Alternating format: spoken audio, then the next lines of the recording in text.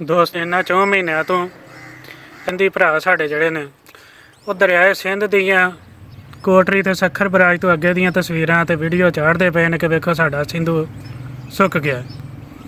ਤੇ ਮੈਂ ਉਹਨਾਂ ਸਿੰਧੀ ਭਾਈਆਂ ਨੂੰ ਕਹਿਣਾ ਚਾਹੁੰਦਾ ਵਾਂ ਕਿ ਮੈਂ ਕਿ ਜਿਹੜਾ ਜੰਮੂ ਕਸ਼ਮੀਰ ਦੇ ਬਿਲਕੁਲ ਨਾਲ ਬੈਠਾ ਵਾਂ, ਇੱਥੋਂ ਦੇ ਦਰਿਆ ਵੀ ਜਿਹੜੇ ਨੇ ਉਹ ਸੁੱਕੇ ਹੀ ਪਏ ਨੇ, ਇੱਥੋਂ ਦੇ ਨਦੀ ਨਾਲੇ ਵੀ ਸੁੱਕੇ ਹੀ ਪਏ ਨੇ। ਇਹਨਾਂ 'ਚ ਵੀ ਕੋਈ ਜਿਹੜਾ ਨਾ ਕੋਈ ਸਲਾਬ ਦੀ ਸੂਰਤ ਹਾਲ ਨਹੀਂ ਹੈਗੀ, ਇੱਥੇ ਵੀ ਰੇਤੀ ਉੱਡਦੇ ਪਏ ਨੇ। ਤੇ ਇਹ ਸਾਨੂੰ ਜਿਹੜਾ ਨਾ ਇਹ ਤੋਹਫਾ ਦਿੱਤਾ ਗਿਆ ਸਿੰਧ ਤਾਸ ਮਾਦੇ ਨੇ ਕਿ ਜਿਹੜਾ ਅਸਾਂ ਚੁੱਪ ਕਰਕੇ ਉਹਨਾਂ ਨੂੰ ਪਲੇਟ 'ਚ ਰੱਖ ਕੇ 3 ਦਰਿਆ ਦੇ ਦਿੱਤੇ ਤੇ ਅੱਜ ਅਸੀਂ ਕਤਰੇ ਕਤਰੇ ਨੂੰ ਤਰਸ ਰਹੇ ਹਾਂ। ਅੱਜ ਸਾਡੇ ਉੱਤੇ ਜਿਹੜਾ ਨਾ ਉਹ ਖੁਸ਼ਕ ਸਾਲੀ ਮੁਸੱਲਤ ਹੈ, ਕੋਈ ਦਰਿਆਵਾਂ 'ਚ ਪਾਣੀ ਨਹੀਂ, ਨਾਲੇ ਸਾਡੇ ਵੀ ਸੁੱਕੇ ਪਏ ਨੇ। ਤੇ ਇਹ ਹੁਣ ਸਬਾਈਅਤ ਜੇ ਤੇ ਜਗਾਣੀ ਆ ਤੇ ਫਿਰ ਚੰਗੀ ਤਰ੍ਹਾਂ ਜਗਾਓ, ਲੇਕਿਨ ਹੱਲ ਇਹਦਾ ਇਹੋ ਹੀ ਹੈ ਕਿ ਸਿੰਧ ਤਾਸ ਮਾਦੇ ਨੂੰ ਦੁਬਾਰਾ ਰਿਵਾਈਵ ਕੀਤਾ ਜਾਏ।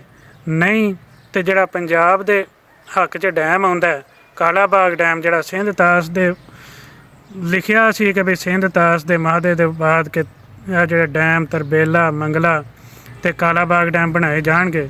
ਉਹ ਤਰਬੇਲਾ ਤੇ ਮੰਗਲਾ ਤੇ ਬਣ ਗਏ, ਲੇਕਿਨ ਪੰਜਾਬ ਨੂੰ ਜਿਹੜਾ ਮਿਲਣਾ ਸੀ ਕਾਲਾ ਬਾਗ ਡੈਮ ਉਹ ਨਹੀਂ ਬਣਨ ਦਿੱਤਾ।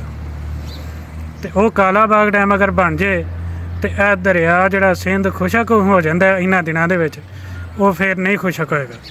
ਸਾਰਾ ਸੈਲਾਬੀ ਪਾਣੀ ਜਿਹੜਾ ਅਸੀਂ ਸਮੁੰਦਰ 'ਚ ਸੁੱਟ ਦਿੰਦੇ ਹਾਂ, ਉਹ ਸੈਲਾਬੀ ਪਾਣੀ ਜਿਹੜਾ ਅਗਲੇ 3-4 ਮਹੀਨਿਆਂ ਦੇ ਵਿੱਚ ਸਾਡੇ ਜਿਹਨੇ ਸਭ ਕੁਝ ਬਹਾ ਕੇ ਲੈ ਜਾਣਾ, ਉਹ ਹੀ ਪਾਣੀ ਜਿਹੜਾ ਸਟਾਕ ਕੀਤਾ ਜਾ ਸਕਦਾ ਹੈ ਤੇ ਉਹਨੂੰ ਇਹਨਾਂ ਦਿਨਾਂ ਦੇ ਵਿੱਚ ਦੁਬਾਰਾ ਇਸਤੇਮਾਲ ਕੀਤਾ ਜਾ ਸਕਦਾ ਹੈ। ਤੇ ਜੇ ਅਸਾਂ ਡੈਮਾਂ ਦੀ ਮੁਖਾਲਫਤ ਹੀ ਕਰਨੀ ਹੈ ਤੇ ਸਿੰਧੂ ਦਰਿਆ ਸੁੱਕਿਆ ਹੀ ਵਿਖਾਲਣਾ ਤੇ ਇਹ ਸੁੱਕਿਆ ਹੀ ਰਹਿਣਾ ਜੇ, ਇਹ ਦੁਬਾਰਾ ਹਰਾ ਨਹੀਂ ਜੇ ਹੋ ਸਕਦਾ।